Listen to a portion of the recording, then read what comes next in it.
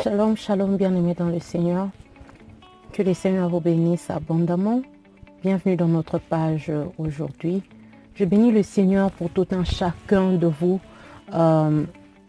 Vous tous qui nous soutenez de près ou de loin, vous tous qui avez le temps de venir visiter notre page, d'entendre la parole de Dieu, que le Seigneur communique au travers de nous.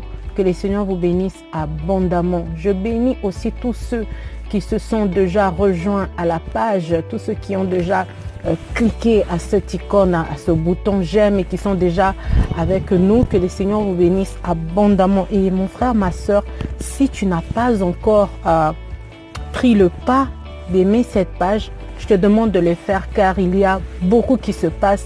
Je demande cela afin que tu ne puisses rien manquer, afin que tu puisses être toujours à jour avec toutes nos publications. Alléluia.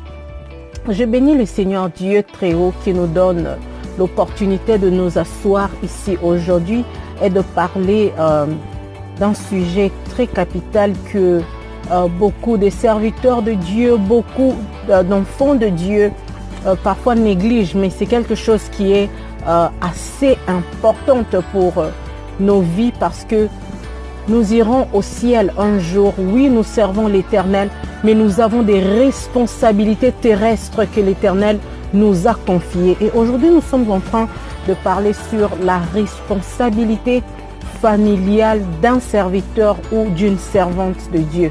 Comme je venais de dire tout à l'heure que oui, nous avons une vie. Nous servons le Seigneur parce que nous sommes appelés à servir Dieu. Un jour, nous irons au ciel parce que nous sommes sur notre chemin.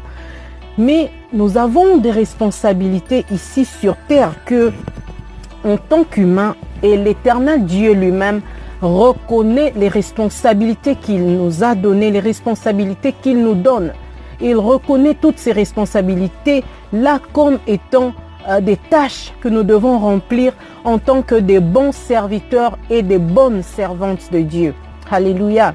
Avant même de continuer, nous allons lire la parole de Dieu dans le livre de 1 Corinthiens, le chapitre 7, à partir du verset 32. Si vous êtes à la maison, vous pouvez déjà prendre votre Bible, prendre votre stylo et un bout de papier pour écrire tout ce que nous allons dire ici.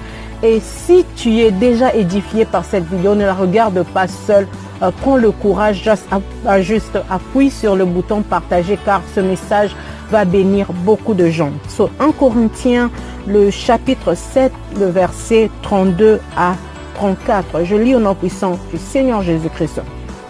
Voilà ce que la Bible dit. Or, je voudrais que vous fussiez sans inquiétude. Celui qui n'est pas marié s'inquiète des choses du Seigneur, de moyens de plaire au Seigneur. Et celui qui est marié s'inquiète des choses du monde, des moyens de plaire à sa femme. Il y a de même une différence entre la femme et la vierge. Celle qui n'est pas mariée s'inquiète des choses du Seigneur, afin d'être sainte de corps et d'esprit. Et celle qui est mariée s'inquiète des choses du monde, des moyens de plaire à son mari. Alléluia. Je crois que la lecture est très claire, mais parce que nous parlons de ce sujet, nous voulons encore une fois emmener ces écritures à la lumière afin que tout un chacun de nous puisse comprendre la responsabilité d'un serviteur de Dieu qui est marié et la responsabilité d'une servante de Dieu qui est mariée. Voilà, la Bible nous dit là dans le verset 34, il y a de même une différence entre la femme et la vierge. Il y a une grande différence entre la femme et la vierge. Vous verrez que la Bible nous dit dans le livre de Proverbes que celui qui trouve une femme trouve le bonheur. La Bible ne dit pas que celui qui trouve une fille trouve le bonheur. Pourquoi? Parce qu'une femme est quelqu'un qui a des responsabilités. Alléluia. Une femme est celle qui connaît ses responsabilités, pas seulement ses responsabilités face à l'œuvre de Dieu, mais ses responsabilités face à sa famille, à son mari. Alléluia. Et bien aimé dans le Seigneur, toi qui es serviteur de Dieu aujourd'hui, tu dois aussi savoir que tu as une certaine responsabilité face à ta famille, face à ta femme. Des responsabilités qui ne doivent pas être interrompues à être bien accomplies à cause du ministère. Ici, qu'est-ce que le Seigneur essaye de nous dire? Qu'est-ce que la Bible essaye de nous enseigner? La Bible ne dit pas que celui qui est marié ne puisse pas servir Dieu. La Bible ne dit pas que la femme qui est mariée ne puisse pas servir Dieu. Mais la Bible est en train de conscientiser celle-là ou celui-là qui est marié. La Bible est en train de le rappeler qu'il a une responsabilité à part l'appel de Dieu qu'il a reçu. Donc, en ce qui concerne les hommes de Dieu, ils ont une responsabilité envers leurs femmes et leurs enfants. Dans leur maison, ils ont le devoir d'accomplir leur devoir en tant qu'homme de sa femme et en tant que papa à ses enfants, en tant que père à ses enfants.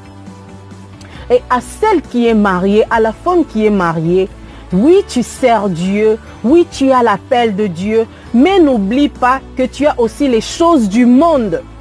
Tu as aussi une responsabilité dans les choses du monde, qui sont ton mari et tes enfants. Tu dois assumer une bonne éducation à tes enfants. Ici, je parle d'un serviteur et une servante, tous les deux combinés. Tu dois assurer une bonne éducation pour tes enfants. Tu dois assurer ta présence. Tu dois assurer ton amour. Tu dois combler ta femme et tu dois combler ton mari. Tu dois prendre soin des besoins, des désirs de ta femme. Selon qu'il est écrit, les désirs de la femme se porteront vers son mari. Tu dois remplir, combler tous ses besoins, tous ses désirs en tant que serviteur de Dieu. Et c'est comme ça aujourd'hui, il y a une thèse qui sous-entend que les enfants des pasteurs sont des voyous, les enfants des pasteurs n'ont pas une bonne vie et nous renvoyons la plupart du temps tout cela au diable.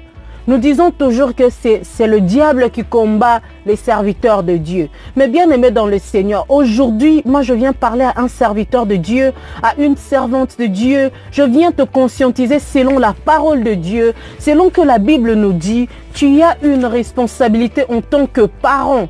Oui, tu pries pour les gens à l'église. Oui, tu assistes beaucoup de gens à l'église. Oui, tu réponds à leurs questions. Tu pries pour eux, tu les exhortes, tu les conseilles. Et fais cela aussi dans ta maison. Conseille ta femme, éduque tes enfants. Sois un père pour tes enfants. Et tout ce que tu peux donner au dehors pour les gens de l'église, sache que ta famille aussi en a besoin.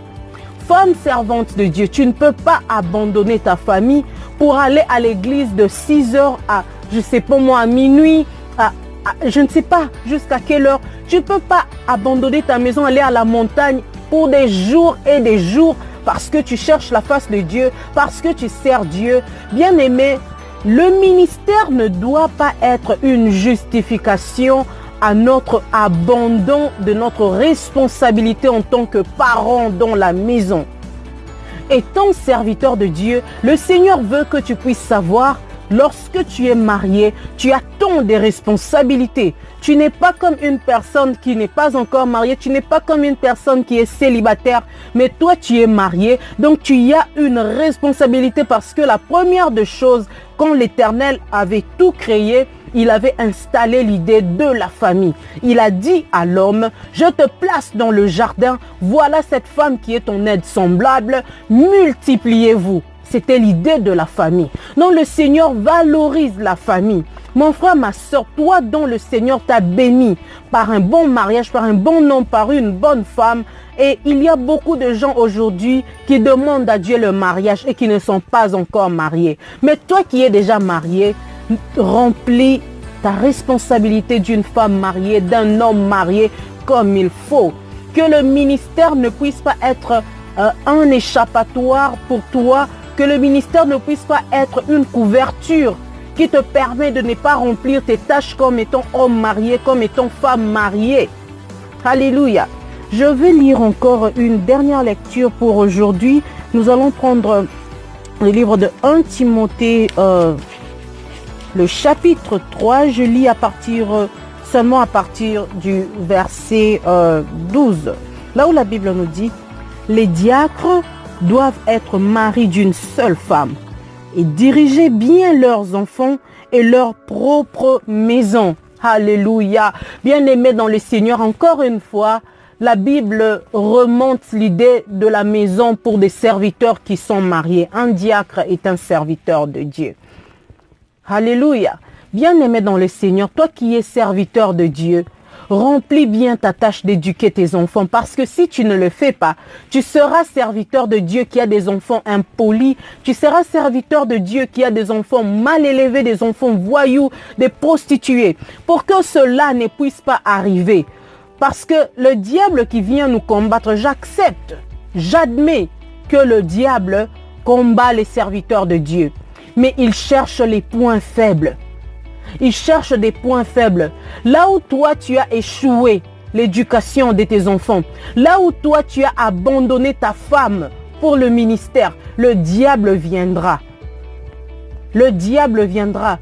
Comme j'écoutais un jour mon frère qui disait, le diable cherche la faim et il t'offre quelque chose par rapport à ta faim. Et bien aimé dans le Seigneur, s'il y a de trous, le diable cherchera à combler ces trous par des mauvaises choses. C'est comme ça que nous avons des mauvais résultats. Mais cela n'est pas le but de cette vidéo. Cette vidéo est de réveiller quelqu'un, de réveiller un serviteur de Dieu, de prendre courage, de remplir sa tâche de père, de mère, comme il faut, afin qu'il n'y ait pas de déficit dans le corps du Christ. Que le Seigneur vous bénisse abondamment. Bye.